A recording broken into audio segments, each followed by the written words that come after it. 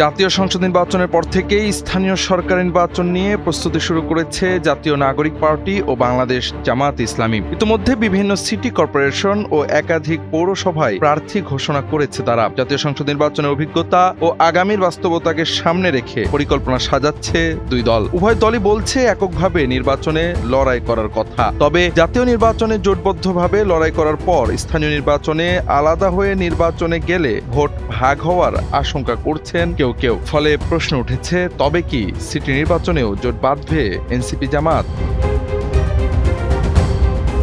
দুই দলই এককভাবে স্থানীয় সরকার নির্বাচন করার কথা বলে আসলেও কয়েকটি সিটি কর্পোরেশন নির্বাচন নিয়ে দুই দলের মধ্যে একটি সমঝোতা হতে পারে বলে জানা গেছে। বাংলা ট্রিবিউনের এক প্রতিবেদনে উঠে এসেছে এই তথ্য। ইতিমধ্যে ৫ সিটি কর্পোরেশন সহ একাধিক পৌরসভার প্রার্থী ঘোষণা করেছে জাতীয় নাগরিক পার্টি। ওভারফ্লো কিংবা লিকেজের ঝামেলা? ঠিক এই সমস্যার সমাধানে এসেছে স্মাইল বেবি ডায়াপার। এর সুপার অ্যাবজর্পশন টেকনোলজি এখন দেয় ৩০% বেশি শোষণ ক্ষমতা। উত্তরাঞ্চলের মুখ্য সংগঠক ও স্থানীয় সরকার নির্বাচনী পরিচালনা কমিটির চেয়ারম্যান সার্জিস আলম বলেন, জয়ের সম্ভাবনা কিছুটা কমলেও নিজস্ব শক্তির উপর ভর করেই নির্বাচনে অংশ নেওয়ার প্রস্তুতি চলছে। তবে নাম প্রকাশ অনিচ্ছুক এনসিপির একজন যুগ্ম আহ্বায়কের সূত্রে জানা গেছে ভিন্ন কথা। নাম প্রকাশ না করার শর্তে এনসিপির ওই নেতা বলেন, আমরা যদিও এককভাবে নির্বাচনের প্রস্তুতি নিচ্ছি, কিন্তু দিন শেষে আমাদের মধ্যে সিটি কর্পোরেশন নির্বাচন নিয়ে সমঝোতার আলোচনা চলছে। ঢাকার 2 সিটি, বিশেষ করে ঢাকা দক্ষিণ সিটি কর্পোরেশন আমাদের লাগবেই। সিটি নির্বাচনে সমঝোতার প্রথম ধাপ হবে দক্ষিণ সিটি। এখানে এনসিপির প্রার্থী হিসেবে আসিফ মাহমুদের নাম ঘোষণা করা হয়েছে। এছাড়া যেহেতু কুমিল্লায় হাসনাত আবদুল্লাহ আছেন, সেক্ষেত্রে কুমিল্লা সিটিও এনসিপির চাহিদার শীর্ষে থাকবে বলে জানান তিনি।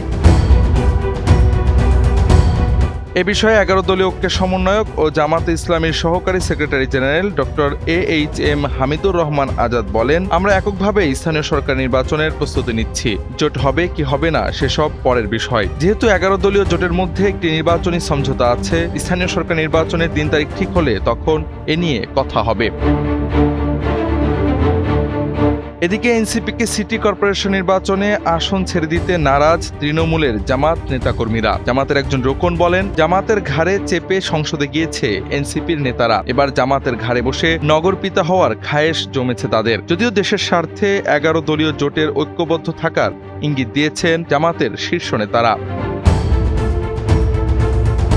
সব মিলিয়ে কথা স্পষ্ট, প্রকাশ্যে এককভাবে নির্বাচনের কথা বললেও আগামী সিটি কর্পোরেশন নির্বাচনে ক্ষমতাসীন দল বিএনপির বিরুদ্ধে একটি শক্ত জোট গঠন করতে চেষ্টা চালাচ্ছে জামাত এনসিপি দুই দলই। বিশেষত ঢাকা দক্ষিণ সিটি কর্পোরেশন যে কোনো মূল্যে পেতে চায় এনসিপি। ফলে জোট না গড়লে ভোট ভাগের সম্ভাবনা প্রবল। এমন অবস্থায় প্রধান বিরোধী দল জামাত তৃণমূলের অসন্তোষ উপেক্ষা করে কতটুকু ছাড় দিবে সেটাই দেখার অপেক্ষা।